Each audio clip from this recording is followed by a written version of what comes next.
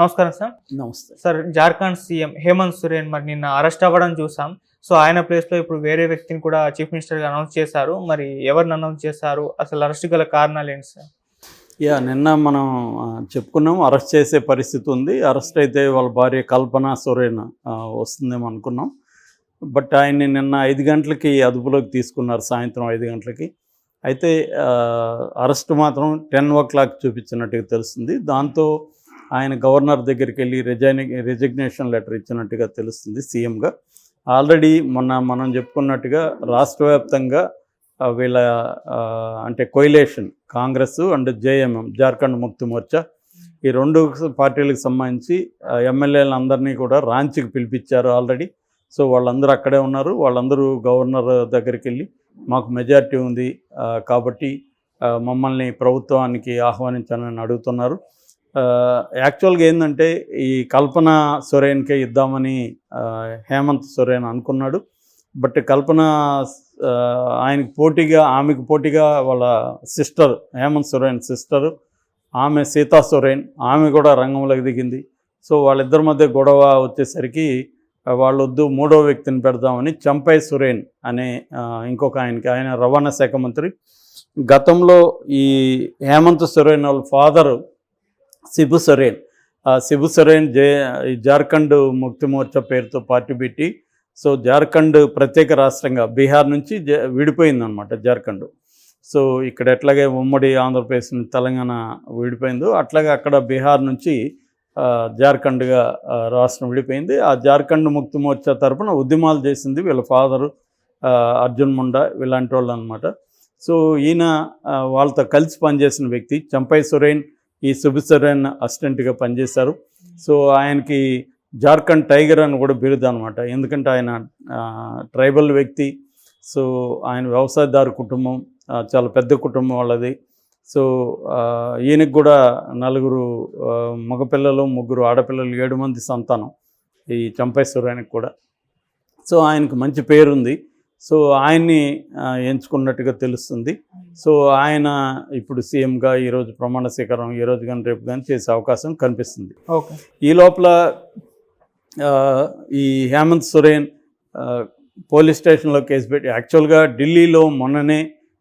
ఢిల్లీలో ఈయన అధికారిక నివాసం మీద దాడి చేసింది ఈడీ. అప్పుడు ఈయన లేడు. ఒక 1 డే పాటు యూజీలోకి వెళ్ళిపోయాడు, ఎక్కడ ఉన్నాడో తెలీదు. సో అక్కడ దాదాపు 12-13 గంటలు మొత్తం సోదాలు చేసి ఒక BMW SUV అండ్ 36 లక్షల డబ్బులు, కొన్ని డాక్యుమెంట్స్ని పట్టుకుపోయినారు. ఆ తర్వాత ఈయన చార్టర్డ్ ఫ్లైట్ ఢిల్లీ ఎయిర్పోర్ట్లో ఉంది. అక్కడికి వస్తే అరెస్ట్ చేద్దాం ఉన్నట్టు అక్కడ ఒక బ్యాచ్ కూర్చున్నారు వీళ్ళు. అందుకని ఈయన దాదాపు 1200 కిలోమీటర్ల ల్యాండ్ మార్గంలో ఢిల్లీ నుంచి రాంచీకి చేరుకున్నాడు. రాగానే వాళ్ళు ఇక్కడ ఒక బృందం వచ్చారు, వాళ్ళు ఆయన్ని ఇక్కడ అదుపులోకి తీసుకున్నారు. సో ఆయన రాగానే ఆయన కూడా ఈడీ మీద SC/ST కింద కేసు పెట్టాడు, అట్రాసిటీస్ యాక్ట్ కింద. సో తర్వాత హైకోర్టులో పిటిషన్ వేశాడు. బట్ హైకోర్టులో ఇమీడియట్గా విత్డ్రా చేసుకొని సుప్రీంకోర్టులో ఈయన తరఫున కపిల్ సిబాల్ అండ్ అభిషేక్ సింఘ్వి వాళ్ళిద్దరూ అడ్వకేట్స్ వాళ్ళు కేసు పెట్టారు. అది రేపటికి ఫ్రైడేకి విచారణకి వస్తుంది. సో ఇది ఏం జరుగుతుందో చూడాలి. ఇక ఆయన మీద కేసు ఏంటంటే,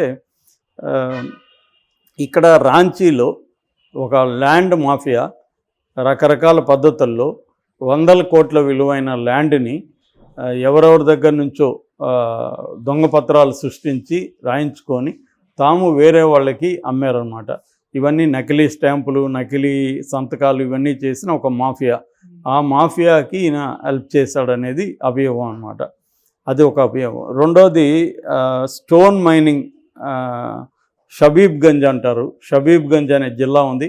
ఆ జిల్లాలో స్టోన్ మైనింగ్ని ఒక షెల్ కంపెనీకి ఇచ్చాడు. అంటే ఆ కంపెనీకి అంతకుముందు ఏ రకమైన అనుభవం లేదు. ఆ కంపెనీకి స్టోన్ మైనింగ్ని కట్టబెట్టాడు. ఆ షెల్ కంపెనీ ఈందే అని ఇంకొక రెండో అభియోగం. సో ఈ land mafia and mining mafia, ఈ 2 మాఫియాలతో ఈయన కొమ్మక్కయి అక్రమాలకి, అవినీతికి పాల్పడ్డాడు అనేది ఈడీ ప్రధానంగా ఆరోపణ. దీని మీద ఆయనకి PMLA చట్టం అంటారు, 2002లో వచ్చిన PMLA చట్టం. ఈ prevention of money laundering act అనమాట PMLA అంటే. సో ఈ మనీ లాండరింగ్ యాక్ట్ అనేది వెరీ వెరీ పవర్ఫుల్ యాక్ట్. దీని కింద బెయిల్ అంత ఈజీగా రాదు. రెండోది బర్డన్ ఆఫ్ ప్రూఫ్ అంటారు. అంటే నిన్ను నిర్దోషిగా నిరూపించుకోవాలి తప్ప ప్రాసిక్యూషన్కి అవసరం ఉండదు. చాలా సెక్షన్లలో కొన్ని సెక్షన్ల కింద కానీ పెడితే ఎవరైతే నేరస్తుడో వాళ్ళు నిరూపించుకోవాలా, నేను నేరస్తుడు కాదు, నేను నేరం చేయలేదని. దీన్నే బర్డన్ ఆఫ్ ద ప్రూఫ్ అంటారు. మామూలుగా అయితే మన మీద ఒక నేరం ఆరోపిస్తే నేరం మోపితే ఆ ఇన్వెస్టిగేటివ్ ఏజెన్సీ ఆ నేరాన్ని నిరూపించాలి. ఓకే. కానీ ఇటువంటి సెక్షన్ల కింద ఇటువంటి చట్టాల్లో ఏంటంటే ఎవరైతే నేరం ఆరోపించబడి ఉంటారో వాళ్ళే నేను నేరం చేయలేదురా బాబు అని వీళ్ళు నిరూపించుకోవాల్సి ఉంటుంది. ఇది మోస్ట్ డేంజరస్. సో ఈ చట్టానికి వ్యతిరేకంగా తిరుగుబాట్లు చేస్తున్నారు కానీ అవేం ఫలించట్లేదు. బీజేపీ ప్రభుత్వం ఈ చట్టాన్ని ఉపయోగించి ప్రతిపక్షాలని దారుణంగా వేధిస్తుందని ఇప్పుడు కొత్తగా ఖర్గే అండ్ రాహుల్ కూడా ట్వీట్లు చేశారు. ఖర్గే అయితే బీజేపీలో చేరితే వాషింగ్ మిషన్లో చేరినట్టు క్లీన్ అయిపోతావు, నీకేమి ఎంత మురుకున్నా క్లీన్ అయిపోతుంది. బీజేపీలో ఏ పార్టీ చేరినా లేకపోతే ఏ వ్యక్తులు చేరినా వాళ్ళ మీద జోలికి రారు. ప్రతిపక్షాల్లో ఉంటే మాత్రం మొత్తం బురదంతా ప్రతిపక్షాల నాయకులకే ఉంటుంది. సో ఆ బురద ఉన్నవాడు కూడా దాంట్లో చేరితే మళ్ళీ వాషింగ్ మిషన్లోకి వెళ్ళిపోతాడు. ఇది ఫెడరలిజానికే ఘోరమైన నష్టం జరుగుతుంది అనేది ఖర్గే కూడా విమర్శిస్తున్నాడు. రాహుల్ గాంధీ కూడా తీవ్రంగా ఖండించాడు. సో బీజేపీ ప్రభుత్వం ఎప్పటి నుంచో ప్రతిపక్షాలని వేధిస్తూ ఈ పిఎంఎల్ఏ ముఖ్యంగా ఈడీ ఇదేంటంటే మనీ లాండరింగ్ అంటే వేగ్గా ఉంటుంది. దాంట్లో ఏం ఆధారాలు ఏం ఉండాల్సిన అవసరం లే. అదేదో కుంభకోణం జరిగిందని చెప్తున్నారు. దానికి సంబంధించి కొంతమందిని ఆల్రెడీ అరెస్టులు చేశారు.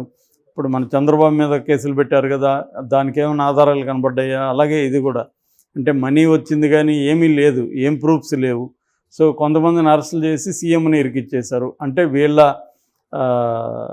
దీన్ని అస్థిరపరచడం అనేదే ప్రధాన ఉద్దేశంగా కనిపిస్తుంది. సో బీజేపీ ప్రభుత్వం ఎప్పటి నుంచో ప్రతిపక్షాలని వేధిస్తూ ఈ పిఎంఎల్ఏ ముఖ్యంగా ఈడీ ఇదేంటంటే మనీ లాండరింగ్ అంటే వేగ్గా ఉంటుంది. దాంట్లో ఏం ఆధారాలు ఏం ఉండాల్సిన అవసరం లే. అదేదో కుంభకోణం జరిగిందని చెప్తున్నారు. దానికి సంబంధించి కొంతమందిని ఆల్రెడీ అరెస్టులు చేశారు. ఇప్పుడు మన చంద్రబాబు మీద కేసులు పెట్టారు కదా, దానికి ఏమైనా ఆధారాలు కనబడ్డాయా? అలాగే ఇది కూడా అంటే మనీ వచ్చింది కానీ ఏమీ లేదు, ఏం ప్రూఫ్స్ లేవు. సో కొంతమందిని అరెస్టులు చేసి సీఎంని ఇరికిచ్చేశారు. అంటే వీళ్ళ